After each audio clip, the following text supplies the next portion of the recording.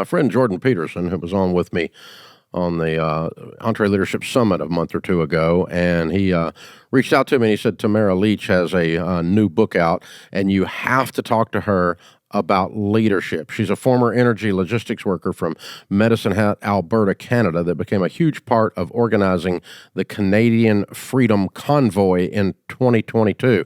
Stirred up a ruckus is what she did. She's written a book about her experience titled Hold the Line, My Story from the Heart of the Freedom Convoy. And we're here with Tamara Lich and want to learn about her leadership journey in this process. Hey, Tamara, how are you? I am fantastic. Thank you so much for having me today. Well, we're honored to be with you. So you had a background in energy logistics. So when do you start recognizing out of that you've got these leadership skills and you leaned into this whole convoy situation? Well, it was very early on in my logistics career when I discovered that I worked really well under pressure and tight deadlines, and I really reveled in it. And so I was probably in my mid-20s, I think. And yeah, I just, you're just trying to find your way in the world and find your place. And I fell into logistics, and I absolutely loved the challenge. So when do you decide to leave your career then and move into this as a, like an organizational movements idea, right? And so you really just said, okay, these are my leadership skills naturally. I enjoy this. I like the deadline. I like the pressure. I'm a gunfighter. I like drawing and shooting right now. I want to get this done. And so how does that get you into organizational management or organizational movements, I guess I should say? Well, how I got involved with the Freedom Convoy was obviously the 2 years of the pandemic here and the lockdowns were really hard. It was very dark times here. And I was sent a TikTok video from a gentleman by the name of Chris Barber, who was calling for a Canada-wide shutdown on January 23rd of 2022. So I gave him a call. I said, I want to help you in any way that I can. My skills are logistics, administration, and organization. You're going to need social media. You're going to need some funding. How can I help you? Okay, so you believed in the cause and you just dove in. Yes. All right, cool. And for those, give us a little background for Americans maybe that didn't follow the news story and didn't follow the whole thing. Exactly what happened with the Freedom Convoy? What was the goal, and then what did you guys actually do? Well, the catalyst of the Freedom Convoy was when our Prime Minister was going to implement the trucker mandate, which was effectively going to require truck drivers who had just been hailed as heroes for 2 years, require them to show a vaccine passport or quarantine every time they crossed the American border and came back to Canada. So what that would look like, along the border, of course, we've got truckers that are back and forth every day, and they have families to feed. So obviously 14 days of quarantine wasn't realistic. So that was really the catalyst. And as we were talking to people and getting, hearing about the support that was out there, it became about stopping the mandates.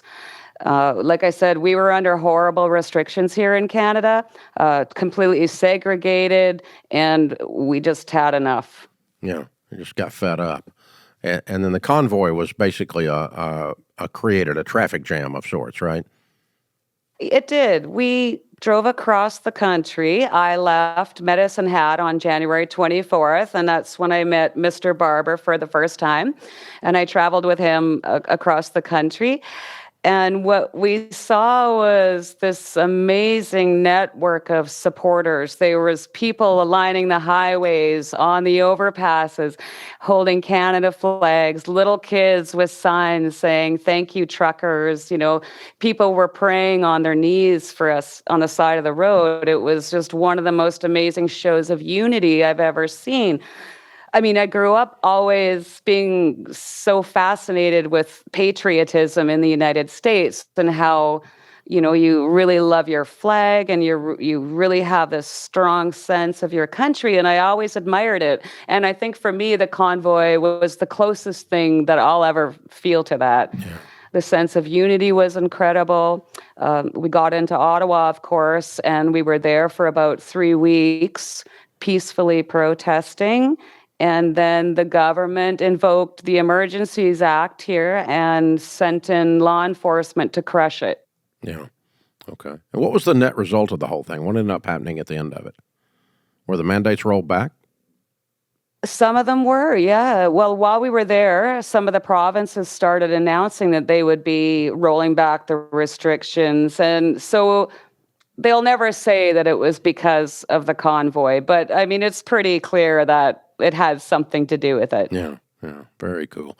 Tamara Lich is my guest. Her book is Hold the Line, My Story from the Heart of the Freedom Convoy. So leadership lessons, when you're going through something like that, you're in the middle of fighting it. I mean, we had our own COVID routine we went through here at Ramsey where we're arguing and getting negative press because we went back to work, all the same kind of stuff. When you're going through something like that, I've kind of gone back with our team and kind of almost did an autopsy on it and go, okay, what are our takeaways? What do we learn from all this crap? If there's this much manure, there must be a pony. I mean, come on, So so what are your leadership principles that you take away from this that that are transferable that you can use and that our listeners can use?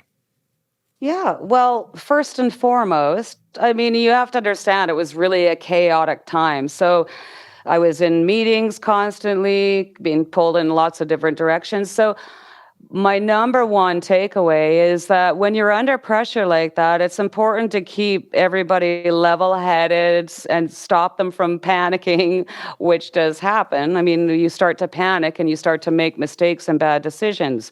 And we were literally under a microscope and had to watch, what we were doing constantly because we never went there to disrespect the police officers or break the law. So my number one takeaway, especially dealing with that many people, is to try and keep everybody calm, keep a level head, stick with the facts, etc. Yeah, decelerate rather than accelerate the drama. Yeah. Yes. Be a drama extractor. That's a good principle for leadership in general because it's real easy to get caught up in the wave of emotion as a leader while all these things are going on. Instead, you've got to do quite the opposite. You've got to step outside of it and bring everything down. Just bring it down, bring it down, bring it down. Let's stay on task, calm down, breathe. This is not as bad or not as good as these emotions are telling you. And so it's not as high. The highs are too high and the lows are too low, especially in a high pressure cooker thing like that. Yes, exactly. Yeah. What other leadership principles do you take away? That's a good one. Yeah, that's the biggest one for me. Again, I mean, managing people, one of the most important things to do is listen. Really listen to people when they're talking to you so that they feel heard.